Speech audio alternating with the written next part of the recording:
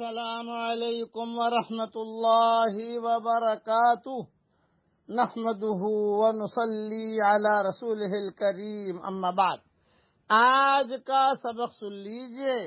آج کے سبق کی سرخی ہے زنا سے بچیے، پارٹ نمبر 34۔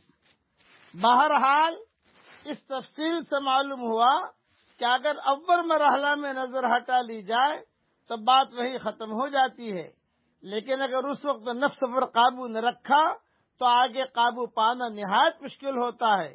اس لڑکی کی محبت اور اس لڑکے کی محبت انسان کو مجنون بنا دیتی ہے، پاگل بنا دیتی ہے۔ اسی لیے ایک دوسری روایت میں حضرت محمد صلی اللہ علیہ وسلم نے اس کی ترغیب دیتے ہوئے ارشاد فرمایا کہ جو مسلمان کسی عورت کے محاسن کو پہلی مرتبہ دیکھ کر اپنی نظر جھکا لے تو اللہ تعالی اس کے بدلے میں اسے ایسی عبادت کی توفیق عطا فرماتے ہیں کہ جس کی لذت وہ خود محسوس کرتا ہے۔ یہ حدیث امام احمد نے نقل کی ہے اور مشکات میں بھی ہے اور ترغیب ترہیب میں بھی ہے، حدیث نمبر 2955۔ اس لیے ہر مسلمان کو، مردوں کو، عورتوں کو مذکورہ ہدایت پیش نظر رکھنی چاہیے، اور جب بھی ایسے ابتلا اور آزمائش کا موقع پیش آئے تو ہمت سے کام لے کر برائی کے مادہ کو پہلے ہی مرحلے میں کچل دینا چاہیے۔ بد نظری جو ہے یہ خطرناک جراثیم ہے، کینسر سے بھی زیادہ خطرناک ہے یہ جراثیم، یہ ذہن میں رکھنا۔ اس لیے بد نظری سے بہت بچنا چاہیے۔ اب میں آپ کو ایک دعا پڑھا رہا ہوں، یہ قرآنی دعا پڑھنے کا بہت اہتمام کیجیے، خاص طور سے آج کل کے نامناسب حالات میں روزانہ صبح شام 3 مرتبہ پڑھ لیجیے۔ پڑھیے میرے ساتھ۔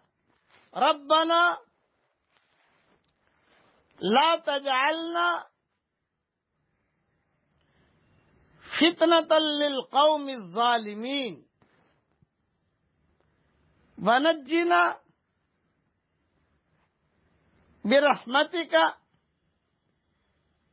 من القوم الکافرین۔ ترجمہ ہی پڑھ لیجیے۔ اے میرے پیارے اللہ، ہمیں ظالم لوگوں کے لیے فتنہ نہ بنائیے، اور اپنی رحمت سے ہم کو بے ایمان لوگوں سے نجات دیجیے۔ صبح شام 3 مرتبہ پڑھنے کا اس کا اہتمام کیجیے، کیونکہ آج کل جو نامناسب حالات چل رہے ہیں اس کے اندر یہ دعا پڑھنا بہت ضروری ہے۔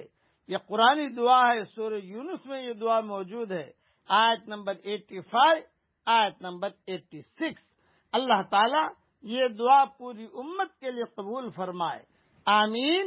وآخر دعوانا ان الحمدللہ رب العالمین۔